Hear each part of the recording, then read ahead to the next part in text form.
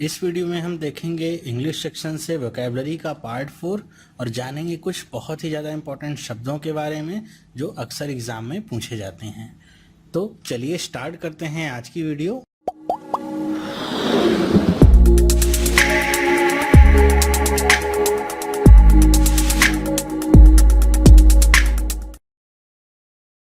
दोस्तों, इससे पहले हमने इंग्लिश के वोकैबुलरी सेक्शन से 3 वीडियो पहले ही देख लिए हैं। तो अगर आपने वो वीडियो नहीं देखे हैं तो सबसे पहले जाके उन्हें आप देखिए ताकि आपके वो सारे वर्ड्स भी कवर हो सकें। इस वीडियो में उन शब्दों के अलावा 50 नए शब्द आपके लिए लेके आया हूं जो बहुत ही इम्पॉर्टेंट हैं आपके एग्जाम के नज़रिए से। तो चलिए देखते हैं हम। पहला वर्ड हमारा क्या है? पहला वर्ड लिखा हुआ है अंडरकट। अंडरकट का मतलब क्या होता है?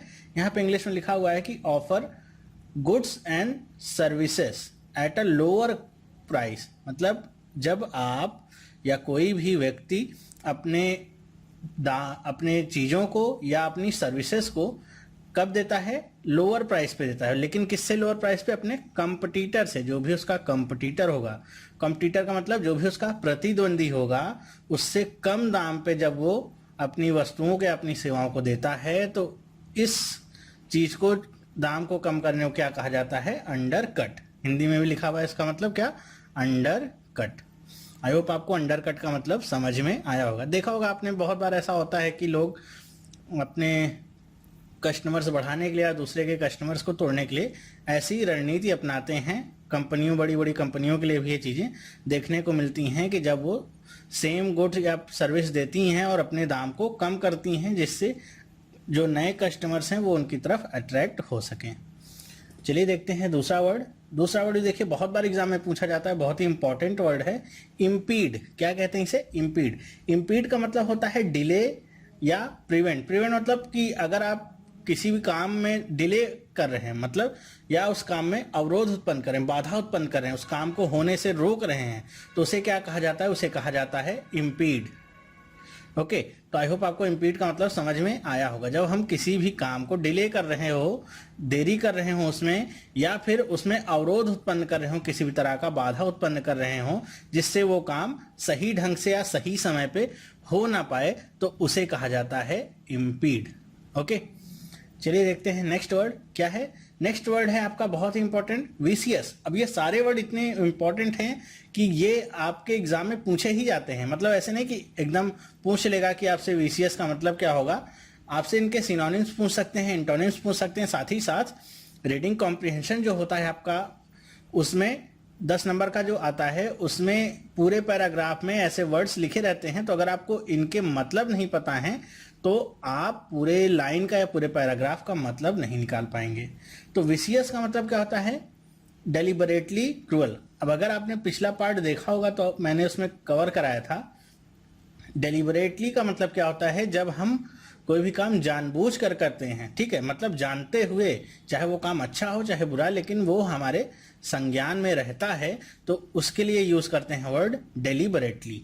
ठीक है, तो कह रहे हैं डेलिबरेटली क्रूअल, मतलब जानबूझ के जो क्रूअल हो या वायलेंट हो, तो उसके लिए यूज किया जाता है वर्ड वीसीएस। मतलब एक तरह से समझ लीजिए, किसी भी शातिर आदमी के लिए, दुष्ट आदमी के लिए ये सारे वर्ड यूज किए जाते हैं। क्या है? VCS.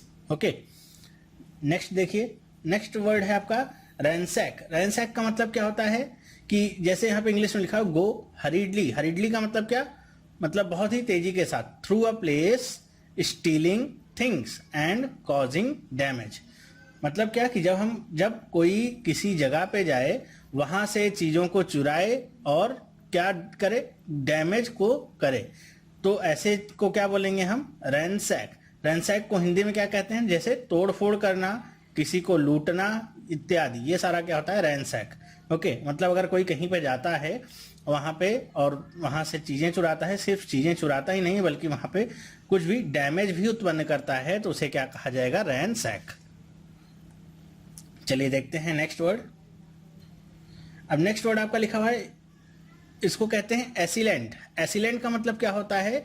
A person who physically attack another. देखिए, अटैक आपका कई तरीके से हो सकता है।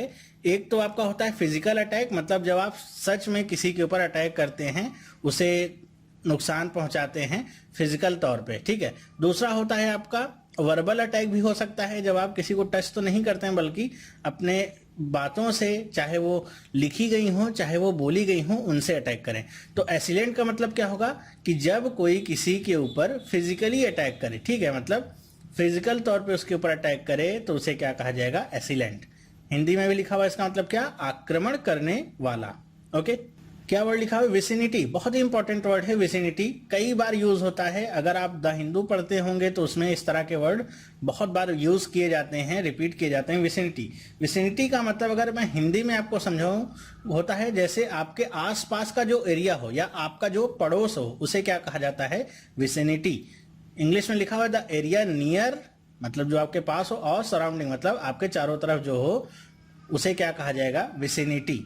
ओके, तो आपको इसका मतलब समझ में आ गया होगा। विसिनिटी अगर कहीं पे यूज हुआ है, विसिनिटी शब्द, तो उसका मतलब क्या होगा, विसिनिटी का मतलब होगा आपका पड़ोस या आपके आसपास का जो एरिया है वो।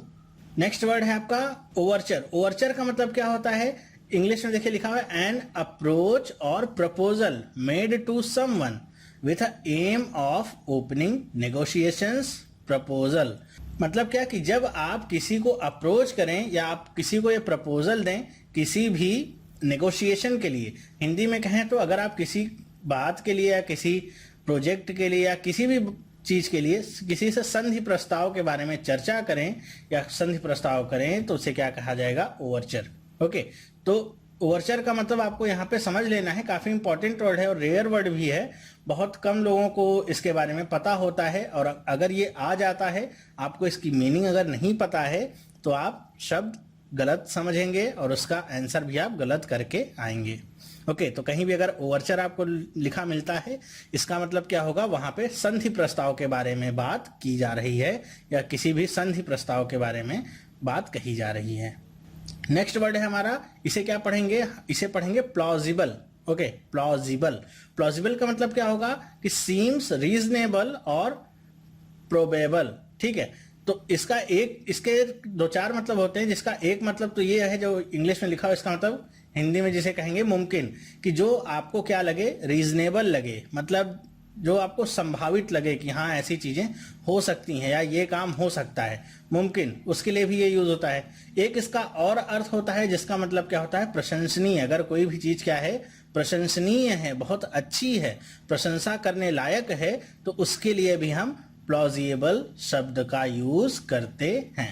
नेक्स्ट देखिए क्या लिखा हुआ है, कॉनकॉक्ट। कॉनकॉक्ट का मतलब क्या होता है, क्रिएट और डिवाइस स्पेशली स्टोरी और प्लान। अब यहाँ पे क्रिएट का मतलब क्या है, किसी भी चीज को बनाना। डिवाइस का मतलब क्या होता है, देखिए डिवाइस का मतलब होता है किसी भी चीज को गढ़ना या किसी भी चीज से कोई युक्ति निकालना, इस तरह की चीज, तो उसे क्या कहेंगे हम, डिवाइस। तो कॉन्कॉक्ट का मतलब क्या होता है कि जब आप कोई योजना बनाएं या कोई कहानी गढ़ें, गढ़ने का मतलब क्या, कोई कहानी बनाएं किसी को सुनाने के लिए या अपने लिए, कैसे भी, तो उन सारी चीजों को, मतलब जो पूरी क्रिया होगी गढ़ने की या योजना बनाने की, उसे क्या कहा जाएगा, कॉन्कॉक्ट। नेक्स्ट देखिए वर्ड क्या है, ग्लूम। देखिए ग्लूम भी बहुत इंपॉर्टेंट वर्ड है। ग्लूम का मतलब क्या होता है, पार्शियल। अब देखिए पार्शियल का मतलब क्या होता है, पार्शियल मतलब होगा थोड़ा बहुत, या यहाँ पे क्या लिखा है, टोटल। टोटल का मतलब पूरा या थोड़ा बहुत जब क्या हो, डार्कनेस मतलब अंधेरा हो।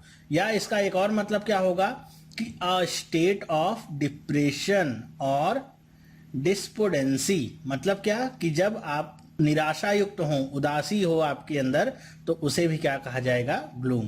तो अगर किसी इंसान के लिए किसी उसकी भावना को प्रदर्शित करने के लिए ग्लूम का यूज किया जा रहा है, तो उसका सीधा सा मतलब होगा किससे, उदासी से, निराशा से, किसी भी चीज से अगर वो टूट गया है तो वो उसकी फीलिंग को दिखाने के लिए किया जाएगा। दूसरा, अगर किसी भी दूसरी चीज के लिए यूज किया जाना है तो उसका मतलब क्या होगा, अंधकार। ध्यान रखिएगा इन दोनों के बीच में एक स्लैश है, मतलब दोनों अलग अलग अर्थ हैं। उदासी अंधकार ऐसा कोई एक शब्द नहीं है, उदासी अलग है, अंधकार अलग है। ठीक है, तो पार्शियल या टोटल अगर डार्कनेस होगी तो उसे भी क्या कहा जाएगा, मतलब अगर कोई सिचुएशन है जहां पे लाइट कम है या एकदम लाइट है ही नहीं, तो उसे भी क्या कहा जाएगा, ग्लूम। किसी की फीलिंग के लिए अगर यूज करना होगा, उदासी है उसके अंदर, निराशा है, तो उसे भी क्या कहा जाएगा, ग्लूम। तो जहां पे जैसा वर्ड यूज हो रहा हो सेंटेंस, वैसे ही इसका यूज आप समझेंगे और करेंगे। नेक्स्ट वर्ड देखिए क्या लिखा हुआ है, इसको क्या पढ़ेंगे, विम। Okay, Vim.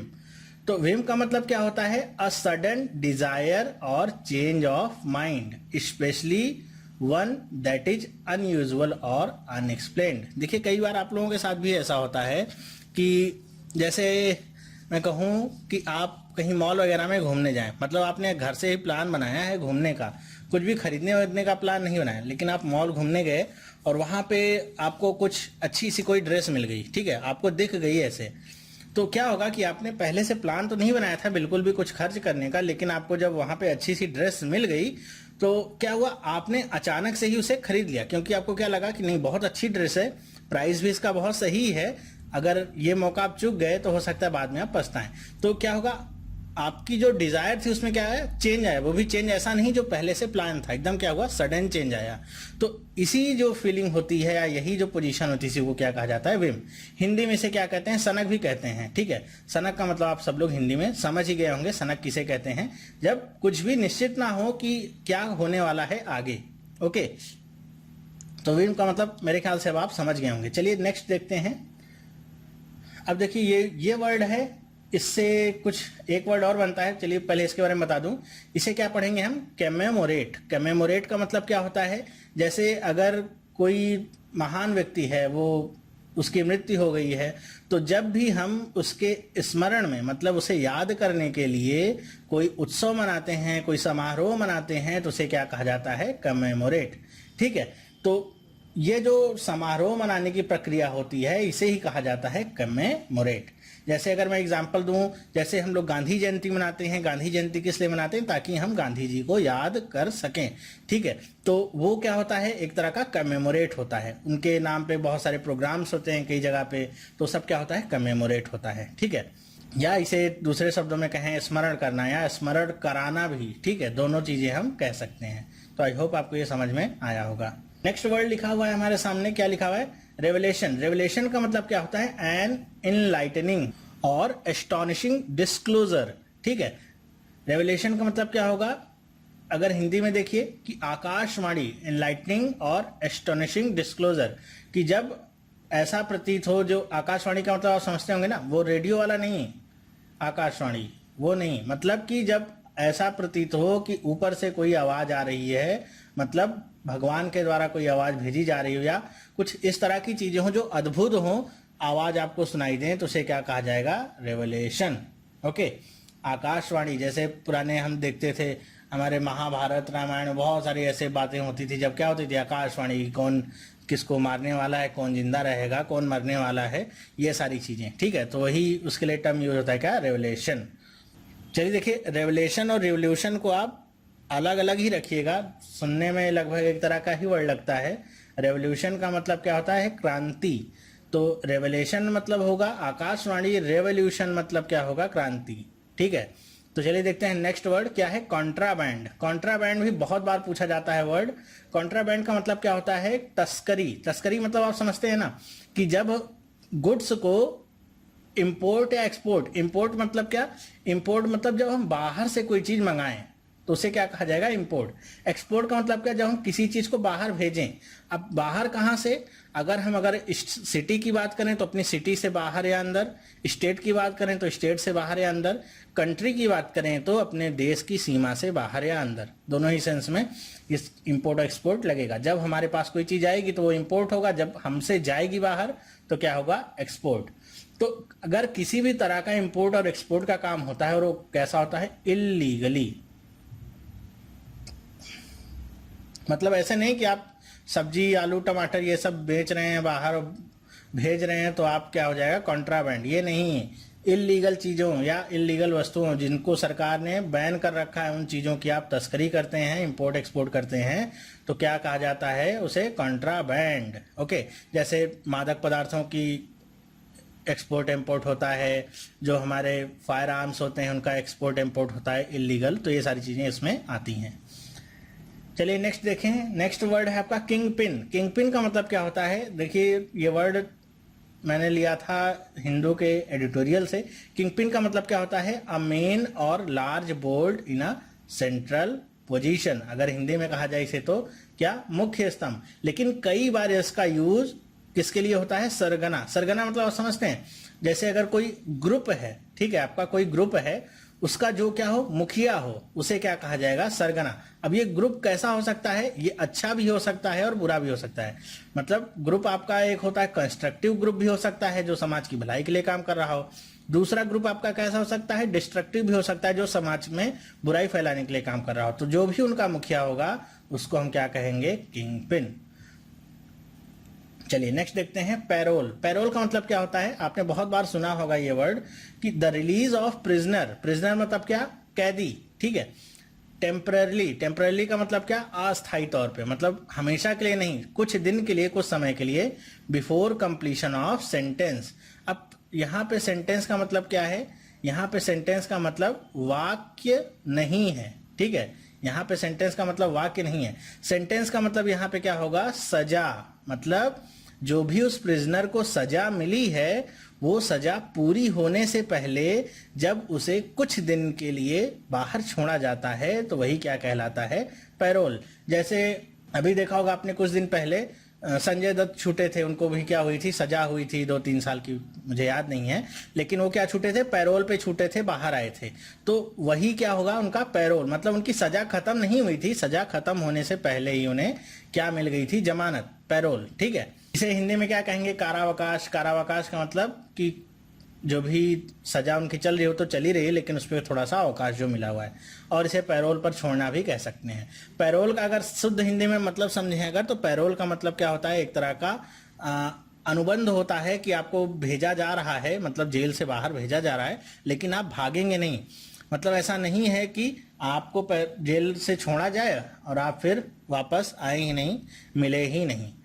चलिए देखते हैं नेक्स्ट वर्ड, रिफ्रेन। रिफ्रेन का मतलब क्या होता है कि stop one self from doing something. मतलब जब हम अपने आप को कोई भी काम करने से रोकें तो क्या कहलाएगा, रिफ्रेन। यहाँ पे रोकना लिखा हुआ है, रोकना मतलब कई लोगों के अंदर कुछ अच्छी आदतें होती हैं, कुछ बुरी आदतें भी होती हैं। तो मान लीजिए जैसे आपको सिगरेट पीने की आदत है, तो सिगरेट पीने की आदत है और आपको पता चल गया क्या कि सिगरेट पीना आपके लिए हानिकारक है। तो अगर हानिकारक है और आप चाहते हैं उसे छोड़ना, तो आप क्या करेंगे, सिगरेट को रिफ्रेन करेंगे, या सिगरेट से आप रिफ्रेन होंगे। मतलब आप सिगरेट पीने से अपने आप को रोकेंगे। तो यही जो रोकना होगा, खुद को कंट्रोल करना होगा, यही क्या कहलाएगा, रिफ्रेन। कई लोगों को हमने देखा होगा कि वो बहुत ही सादगीपूर्ण जीवन व्यतीत करते हैं, अपने आप को लग्जरियस लाइफ से दूर रखते हैं।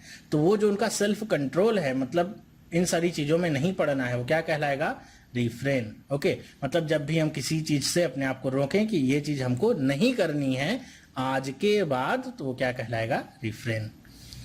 आई होप आपको समझ में तो आ रहा होगा। चलिए देखते हैं नेक्स्ट वर्ड।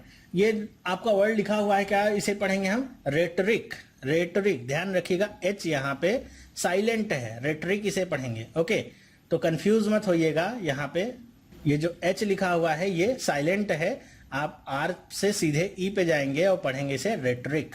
रेटरिक का मतलब क्या होता है, इसके दो मतलब है। पहला मतलब क्या है, द आर्ट ऑफ इफेक्टिव और परसुएसिव स्पीकिंग और राइटिंग। मतलब अगर इसे सिंपल भाषा में मैं कहूं तो लिखने या बोलने की कला जो होगी, मतलब अच्छी चीज, कला जिससे लोग प्रभावित हों। एक मतलब तो इसका ये होगा रेटरिक का। जैसे अगर मैं आपसे कहूं रेटरिक राइटिंग के बारे में, तो इसका मतलब क्या है कि आप जो लिखते हैं वो बहुत ही ज्यादा क्या है, इफेक्टिव है। ओके, दूसरा इसका मतलब क्या होगा, using language effectively to please or persuade. मतलब क्या कि जब हम लैंग्वेज का यूज करें बहुत ही अच्छी तरीके से, इफेक्टिवली का मतलब क्या, बहुत ही अच्छी तरीके से, टू प्लीज। प्लीज का मतलब क्या, यहाँ पे प्लीज का मतलब कृपया वाला नहीं, प्लीज का मतलब क्या, किसी को खुश करने के लिए, ठीक है। किसी को खुश करने के लिए हम जब यूज करें अपनी लैंग्वेज का इस तरीके से, तो क्या कहलाएगा, रेटरिक यूज ऑफ लैंग्वेज, ठीक है।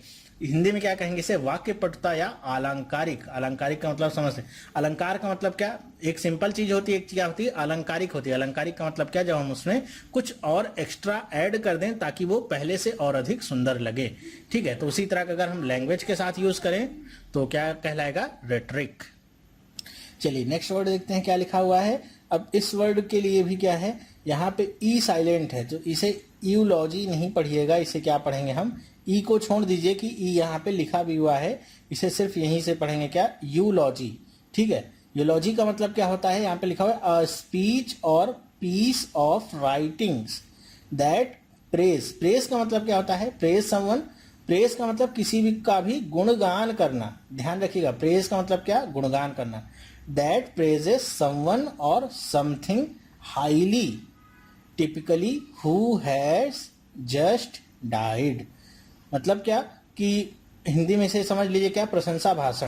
यूलॉजी को अगर मैं एक्सप्लेन करूं तो यूलॉजी का मतलब कि जब हम किसी के बारे में बहुत ही ज़्यादा प्रशंसापूर्ण बातें करें या मतलब भाषण दें या फिर उसके बारे में लिखें, बहुत ही ज़्यादा प्रशंसनीय बातें लिखें या तो बोलें, तो वो क्या कहा जाता है, यूलॉजी, मतलब बहुत ही ज़्यादा प्रशंसा करना। और टिपिकली ये किसके लिए यूज़ किया जाएगा, जो जिसकी अभी अभी क्या हुई हो, मृत्यु।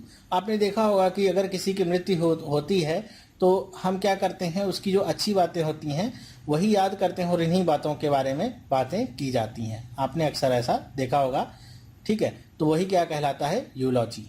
नेक्स्ट वर्ड देखिए क्या लिखा है, प्रिजम्पशंस। प्रिजम्पशंस का मतलब क्या होगा, देखिए वर्ड तो आपका क्या है, प्रिजम्पशन ही है। यहाँ पे एस जो लिखा हुआ है वो आपका एक्स्ट्रा है। एक्स्ट्रा मतलब क्या कि वो आपका प्लूरल बना रहा है, प्रिजम्पशन। प्रिजम्पशन का मतलब क्या होगा कि failing to observe the limits of what is permitted or appropriate. मतलब कि जब आप क्या करें, आपको एग्जैक्टली पता नहीं है कि कुछ होने वाला है या क्या चीज कैसे हो सकता है, तो आप क्या कर सकते हैं, उसका प्रिजम्पशन ही कर सकते हैं। मतलब कल्पना कर सकते हैं, परिकल्पना कर सकते हैं, संभावना निकाल सकते हैं। ठीक है, एक तरह की इसे समझ लीजिए प्रोबेबिलिटी ही है कि ऐसी चीजें हो सकती हैं, ये आप केवल कल्पना ही कर सकते हैं, तो उसे क्या कहा जाएगा, प्रिजम्पशन। ठीक है, नेक्स्ट वर्ड देखिए क्या लिखा हुआ है, इसे क्या पढ़ेंगे, विट्रियोलिक। विट्रियोलिक का मतलब क्या होगा, एसर्व।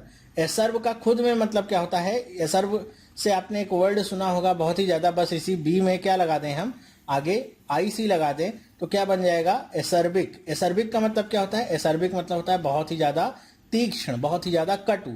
तो यहाँ पे लिखा भी हुआ है एसर्ब, हार्श और कोरोसिव। ये समझ लीजिए सारे इसके क्या हैं, सिनोनिम्स ही हैं। चाहे एसर्ब मैं कहूँ, चाहे हार्श कहूँ, चाहे कोरेसिव कहूँ और चाहे विट्रियोलिक कहूँ, इन सब का मतलब क्या होगा, तीखा या कटु। लेकिन अगर आपने सिर्फ इतना ही देखा है और आगे समझा नहीं कि तीखा और कटु मतलब क्या, ये सारा तीखापन और कटुपन का मतलब किससे है, किसी ना किसी आवाज से रिलेटेड होगा ये। ठीक है, ध्यान रखिएगा, किसी ना किसी आवाज से, या इंग्लिश में कहूँ तो मैं साउंड से रिलेटेड जो भी तीखापन होगा उसे क्या कहेंगे, विट्रियोलिक, एसर्ब, हार्श या कोरेसिव, इन यहाँ पे लिखा इन टोन। ठीक है, तो ये हमेशा आवाज से संबंधित होगा। नेक्स्ट देखिए क्या लिखा हुआ है, लेवी। लेवी का मतलब क्या होता है, इम्पोज एंड कलेक्ट। लेवी का मतलब क्या, उगाही करना। उगाही मतलब जैसे आपने किसी को कुछ पैसा वैसा दिया हो, फिर उससे वो पैसा आपको निकालना हो, तो उसे क्या कहते हैं हम, उगाही करना। ठीक है, मतलब अपना पैसा निकालना, तो मतलब उगाही। तो उगाही के लिए भी हम क्या यूज करते हैं, लेवी।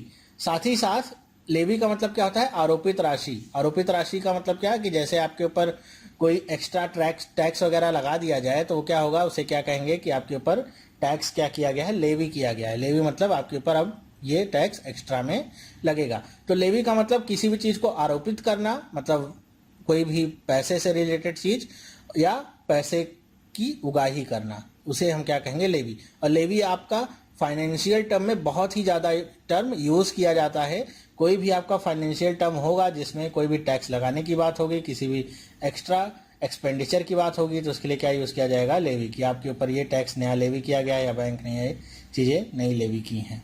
नेक्स्ट वर्ड देखिए, यहाँ पे क्या करेंगे, आपको यू को नहीं पढ़ना है, इसे ऐसे पढ़ना है, ऑगमेंट। ऑगमेंट का मतलब क्या होता है, ऑगमेंट का मतलब होता है इंक्रीज। इंक्रीज या किसी भी चीज को बढ़ाना। तो कहीं भी अगर वर्ड लिखा हुआ है ऑगमेंट या ऑगमेंटेड समथिंग, कोई चीज ऑगमेंट कर रही है किसी चीज को, मतलब उसे वो बढ़ा रही है या इंक्रीज कर रही है। आपने एक वर्ड आजकल बहुत आप सुन रहे होंगे, उसे क्या कह रहे हैं, ऑगमेंटेड रियलिटी। ऑगमेंटेड रियलिटी का मतलब क्या हो रहा है कि एक तो आपका वर्चुअल रियलिटी होती है, एक होती है ऑगमेंटेड रियलिटी। मतलब वो आपका एक्चुअल में रियलिटी नहीं होती है, बस वो रियलिटी को क्या कर रहे हैं, बढ़ा रहे हैं। मतलब एक्चुअली में वो दिख रहा है कि ये सारी चीजें क्या हो रही हैं, रियल में हो रही हैं लेकिन वो रियल में होती नहीं है, ठीक है। नेक्स्ट वर्ड देखिए क्या है, इंट्रूजन। इंट्रूजन का मतलब क्या होता है, the action of intruding. Intrude का मतलब क्या होता है, इंट्रूड का मतलब होता है, जैसे अगर मैं छोटे से शब्दों में आपको बताऊं ताकि आपको समझ में आ जाए, कि मान लीजिए क्या है कि ये आपका इंडिया है और यहाँ पे आपका कोई भी नेक्स्ट कोई कंट्री है, मैं किसी कंट्री का नाम नहीं लूंगा, मान लीजिए कोई भी कंट्री है सी। तो अगर आप इंडिया से दूसरी कंट्री में जा रहे हैं, मतलब ये बॉर्डर को पार कर रहे हैं, ठीक है, और बिना किसी परमिशन के, मतलब जैसे आप किसी और कंट्री में जाते हैं तो क्या करते हैं, वहां से वीजा वगैरह लेते हैं, प्रॉपर परमिशन होती है आपके पास, तब आप चले जाते हैं, कोई कुछ बोलता नहीं। लेकिन अगर आप बिना किसी परमिशन के, बिना किसी वीजा के जा रहे हैं तो इसी जाने की प्रक्रिया को क्या कहा जाता है, इंट्रूजन या इंट्रूड करना, ठीक है। आई होप आपको ये समझ में आया होगा। लेकिन इसका मतलब ये नहीं कि सिर्फ इंडिया से ही आप कहीं पे जाइए, मतलब आप कहीं भी अगर जाइए और आपको वहां पे जाने की परमिशन नहीं है, जैसे हम देखते हैं कुछ हमारे जो मिलिट्री के एरियाज होते हैं वो क्या होते हैं, पूरे रिस्ट्रिक्टेड होते हैं, वहां पे जिसको केवल परमिशन है केवल वही जा सकता है। लेकिन वहां भी आप अगर चोरी छुपे जा रहे हैं तो ये क्या होगा, आपका इंट्रूजन होगा, ठीक है। तो इसके लिए आपकी जान भी जा सकती है या जो भी सजा होनी हो वो सारी चीजें हो सकती हैं। हिंदी में लिखा भी हुआ है यहाँ पे क्या, अतिक्रमण या बिना आज्ञा प्रवेश।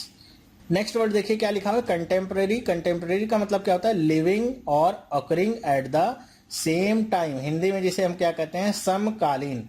समकालीन का मतलब क्या हुआ कि समकालीन का मतलब कि जब कोई भी लिविंग थिंग्स के बारे में अगर मैं बात करूं या किसी भी घटना के बारे में बात करूं जो एक साथ ही हो रही हो अलग अलग जगह पे, चाहे एक ही जगह पे। जैसे फॉर एग्जाम्पल अगर मैं कहूं कि नेहरू जी के बारे में अगर बात करूं, नेहरू जी क्या थे, गांधी जी के क्या थे, कंटेम्परेरी थे। मतलब जब नेहरू जी थे तभी गांधी जी थे, ये लोग सब साथ में ही काम कर रहे थे। ऐसे नहीं होगा कि यहाँ पे अगर मैं बात करूं कि नेहरू जी की बात करूं और बाद में बात करूं किसकी, मान लीजिए मोदी जी की बात करूं, तो ये क्या है, ये आपस में कंटेम्परेरी नहीं है, ये इनका जमाना पहले ही खत्म हो गया है, इनका जमाना भी चल रहा है, ठीक है। तो जब एक ही समय के लोगों के बारे में बात हो या एक ही समय की किसी भी घटना के बारे में ही बात हो, जैसे अगर मैं कहूं कि 1950 में इंडिया में समथिंग कुछ हुआ था, एट द सेम टाइम 1950 में यूनाइटेड स्टेट में कुछ हुआ था, तो ये दोनों घटनाएं आपस में क्या होंगी, कंटेम्परेरी। ओके, आई होप आपको इतनी बात समझ में आई होगी कंटेम्परेरी का यूज कैसे करते हैं। नेक्स्ट देखिए क्या लिखा हुआ है, इनैक्ट। इनैक्ट का मतलब क्या, put into practice. Put into practice मतलब किसी भी चीज को प्रैक्टिस में लाना। जैसे हिंदी में लिखा हुआ है, इसका शुद्ध अर्थ यही है कि कानून को अमल में लाना। जैसे आपका कोई भी कानून बनाया जाए तो कानून सिर्फ बना देने से काम नहीं है। जैसे कानून बना दिया क्या कि 16 साल से अब जो भी नीचे के बच्चे हैं वो काम नहीं कर सकते हैं, ठीक है, वो मजदूरी नहीं कर सकते हैं, कुछ भी, कोई भी उनको मजदूरी नहीं लगा सकता है, ठीक है, उनके माँ बाप को छोड़ के। तो ये आपका क्या बन गया, मान लीजिए कानून बन गया, ठीक है। अब अगर ये कानून बन गया है तो सिर्फ एक ऑर्डर पास हो जाने से कि यहाँ हमारी जुडिशियल सिस्टम ने से क्या कर दिया कि ये कानून बना दिया कि ऐसा कुछ होगा तो आपको इतने साल की सजा, इतना जुर्माना, ये सारी चीजें हो सकती हैं। तो बताइए क्या इतना सिर्फ कह देने से चालू हो जाएगा? ऐसा तो होगा नहीं कि ये सब लोग आराम से मान जाएंगे और इसे फॉलो करना स्टार्ट कर देंगे। इसे क्या करना पड़ेगा, प्रैक्टिस में भी लाना पड़ेगा।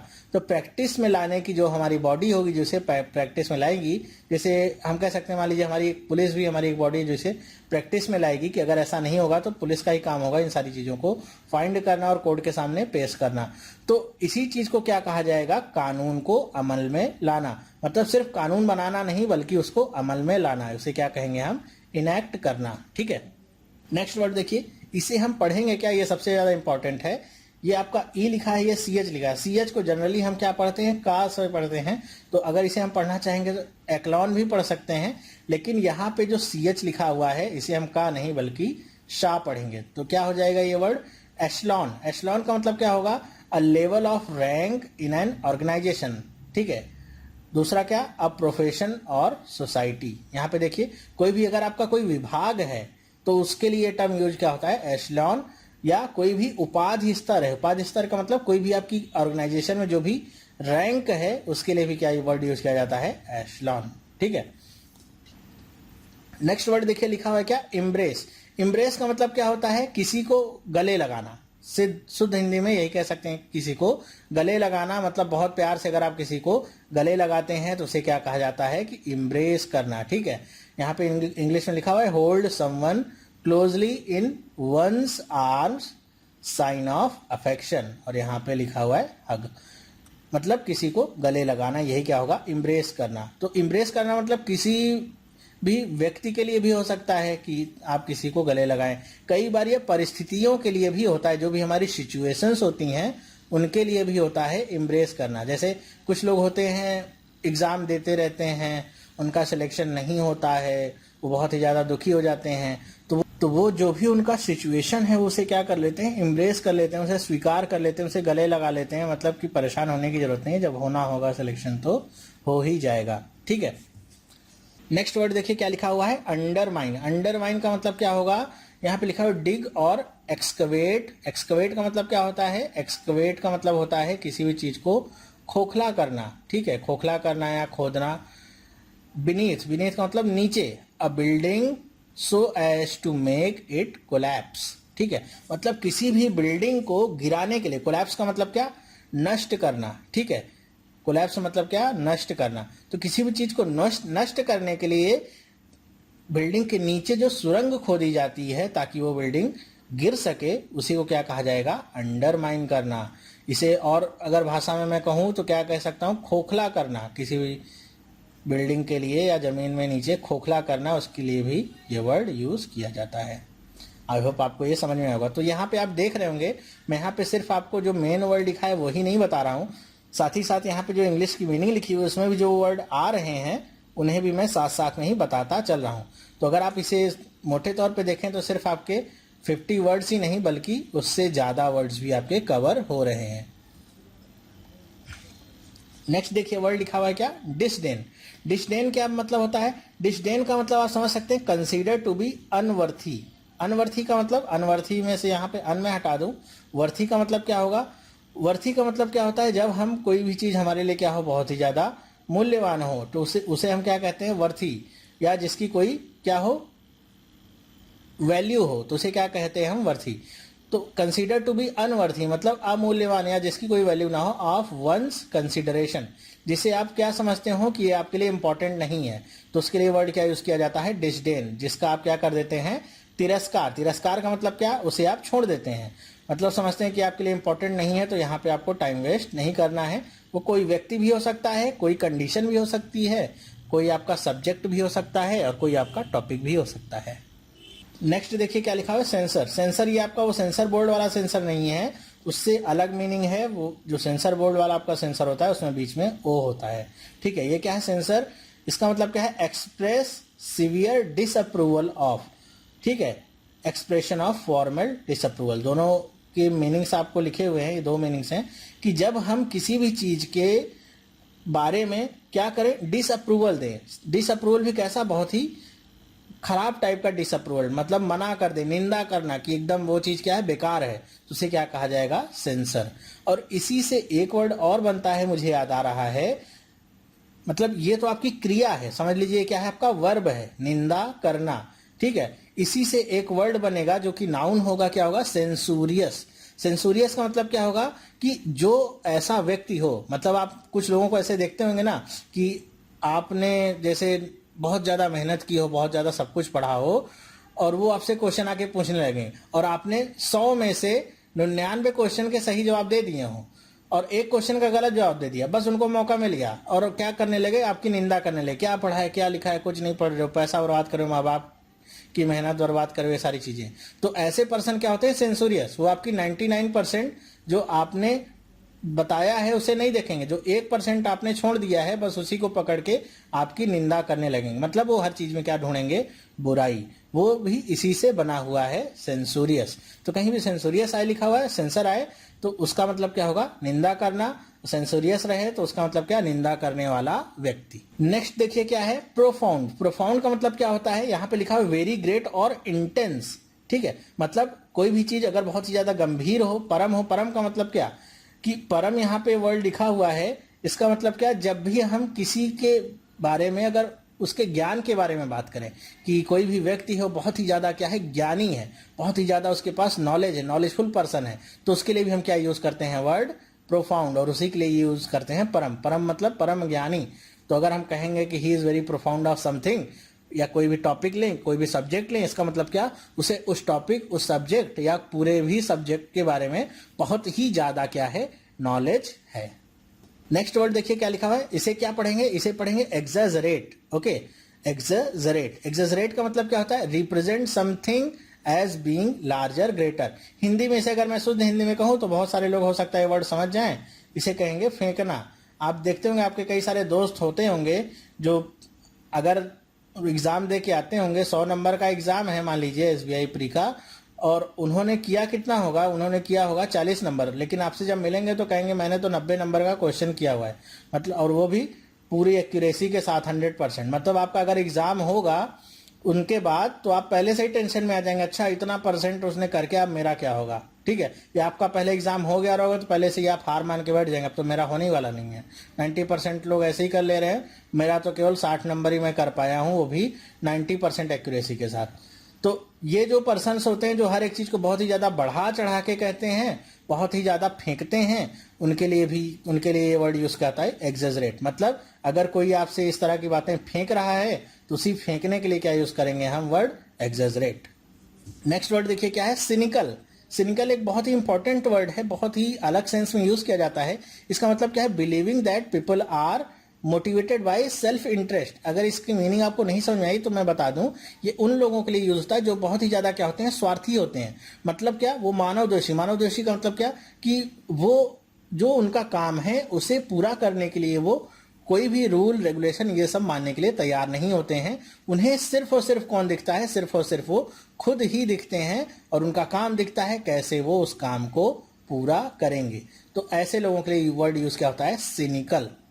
नेक्स्ट वर्ड देखिए क्या लिखा हुआ है, रिकंसिलिएशन। ठीक है, ध्यान से पढ़िएगा, वर्ड क्या है, रिकंसिलिएशन। इसका मतलब क्या है, the reestablishing of cordial relations. Cordial का मतलब क्या, कॉर्डियल का मतलब क्या होता है, अगर आपको पता हो, इंग्लिश रूट नॉलेज थोड़ी सी हो, तो कहीं भी आपका वर्ड अगर कॉर्ड ऐसे लिखा हुआ मिलता है आपका, तो उसका मतलब क्या होता है, उसका मतलब होता है हृदय से, हार्ट से। ठीक है, तो कॉर्डियल का मतलब क्या, बहुत ही ज्यादा प्रेम पूर्वक जो संबंध हो उन्हें फिर से दोबारा इस्टेब्लिश करना, उसे क्या कहते हैं हम, रिकंसिलिएशन। हिंदी में मतलब लिखा भी हुआ है क्या, फिर से मेल मिलाप करना। ओके, और ये आपका कॉर्डियल, इसी से आपके शब्द बनते हैं, जैसे डॉक्टरों के लिए यूज किया जाता है कार्डियोलॉजिस्ट, मतलब क्या, हृदय रोग विशेषज्ञ। ठीक, नेक्स्ट देखिए वर्ड की बात करूं अगर मैं, क्या लिखा हुआ है, रेमिफिकेशन। रेमिफिकेशन का मतलब क्या, अच्छा कुछ लोग इसे रेमिफिकेशन कहते हैं और कुछ लोग इसे रेमिफिकेशन भी कहते हैं, तो ध्यान रखिएगा। इसका मतलब क्या होगा, a subdivision of complex structure और प्रोसेस। मतलब जब बहुत ही ज्यादा जटिलता हो, बहुत ही ज्यादा प्रोसेस इन्वॉल्व हो, जैसे अगर कोई काम हो उसमें बहुत ही ज्यादा क्या हो, ब्रांचेस बटी हुई, बहुत ही ज्यादा शाखा युक्त काम हो, और हर एक शाखा में भी बहुत ज्यादा काम हो, तो ये प्रोसेस आपका क्या हो जाएगा, रेमिफिकेशन। प्रोसेस ऑफ रेमिफिकेशन मतलब बहुत ही ज्यादा जटिलता लाना। ठीक है, नेक्स्ट वर्ड की बात करूं, क्या लिखा हुआ है, कंटेंशियस। कंटेंशियस का मतलब क्या होता है, causing or liking to cause an argument. मतलब कंटेंशियस का मतलब ये होता है कि जैसे हम देखते हैं कुछ लोग ऐसे होते हैं हमारे आसपास जो सिर्फ इसी बात का इंतजार करते हैं कैसे आप उनसे झगड़ा करें। मतलब वो क्या होता है, उनको पसंद ये होता है कोई उनसे लड़ता ही रहे या वो किसी से लड़ते रहे। तो उन सारे लोगों के लिए क्या वर्ड यूज होता है, कंसेंशियस। मतलब जो झगड़ा पसंद लोग हों, हिंदी में लिखा हुआ है क्या, झगड़ालू। आपको मैं और सिर्फ हिंदी में बता रहा हूँ, झगड़ा पसंद लोग जो हों उनके लिए क्या वर्ड यूज करते हैं हम, कंटेंशियस। बस उनको लड़ाई झगड़ा चाहिए, किसी से भी हो, किसी बात पे हो, उससे मतलब नहीं है। नेक्स्ट वर्ड क्या लिखा हो, डिस्टिंक्ट। डिस्टिंक्ट का मतलब क्या होता है, एकदम सुस्पष्ट जो चीज हो, एकदम साफ साफ विजिबल हो, जिसे समझने और देखने के लिए ज्यादा प्रयास करने की जरूरत ना हो, उसे क्या कहेंगे हम, डिस्टिंक्ट। ये तो सिंपल वर्ड है। चलिए देखते हैं नेक्स्ट, एक्मे। एक्मे का मतलब क्या होता है, देख लीजिए। एक्मे का मतलब है the highest stage of development. मतलब जो विकास की पराकाष्ठा हो, पराकाष्ठा का मतलब सबसे ऊंचा लेवल जो हो, उसे क्या कहेंगे हम, एक्मे। जो किसी भी चीज का जो सबसे हाईएस्ट पोजीशन होगी वो क्या कहलाएगी, एक्मे। ओके, इसे हम और सारे नाम से भी जानते हैं, जैसे इंपॉर्टेंट वर्ड यूज होता है क्या, जेनिथ। जेनिथ का मतलब भी क्या होता है, एकदम चोटी, एकदम सबसे ऊपर का जो भाग हो वही क्या कहलाएगा, जेनिथ। नेक्स्ट वर्ड देखिए क्या है, आर्बिट्रेट। आर्बिट्रेट का मतलब क्या होता है, आर्बिट्रेट का मतलब जब आप किसी भी दो लोगों के झगड़े करने वाले जो दो लोग हों उनके बीच में जाएं, एक क्या सरपंच की तरह या पंच की तरह, और उनके बीच का झगड़ा शांत कराएं, तो इस प्रक्रिया को क्या कहते हैं हम? आर्बिट्रेट करना। जो पार्टीज हो दो, उनके बीच के झगड़े को शांत कराएं, उनमें आपसी सहमति बनवाने की कोशिश करें, तो क्या होगा? ये आर्बिट्रेट। और जो ऐसा काम करता है उसे क्या कहेंगे हम? आर्बिट्रेटर। बस इतना सा याद रखना है। आर्बिट्रेट याद है? आर्बिट्रेटर का मतलब जो व्यक्ति दूसरे के झगड़ों को शांत कराए, बीच बचाव करे, उसे क्या कहेंगे हम? आर्बिट्रेटर। तो आर्बिट्रेटर एक सिंगल आदमी भी हो सकता है और एक पूरी कमेटी भी हो सकती है, कोई भी हो सकता है। नेक्स्ट वर्ड देखिए क्या लिखा है? कॉन्सेंसियस। कॉन्सेंसियस का मतलब क्या होता है कि ये उन व्यक्तियों के लिए यूज किया जाता है जो बहुत ही ज्यादा क्या होते हैं? कर्तव्यनिष्ठ। कर्तव्यनिष्ठ का मतलब समझाऊं आपको, जिनको ये पता है कि उनको क्या काम करना है, कैसे करना है, कितने बजे से स्टार्ट करना है, वो एकदम उसी रूटीन को फॉलो करेंगे। मतलब ऐसे नहीं, मतलब अगर उनको कोई देखने वाला ना हो तो ऐसे नहीं कि अगर उनको ऑफिस 10 बजे पहुंचना है, उनका बॉस छुट्टी पे है, कोई है नहीं, तो सोच रहे हैं कोई बोलने वाला तो है नहीं, तो 10 बजे जाओ चाहे 2 बजे जाओ, कौन बोलने वाला है? तो ऐसे नहीं, जिनको पता है कि चाहे उनको कोई देख रहा हो, मॉनिटर कर रहा हो, चाहे मॉनिटर ना भी कर रहा हो, फिर भी वो अपना काम क्या करेंगे? पूरी ईमानदारी के साथ करें। ऐसे पर्सन्स के लिए यूज वर्ड होता है कॉन्सेंसियस। चलिए नेक्स्ट वर्ड देखते हैं क्या लिखा हुआ है? अपेंड। अपेंड का मतलब क्या होता है कि to add the very and.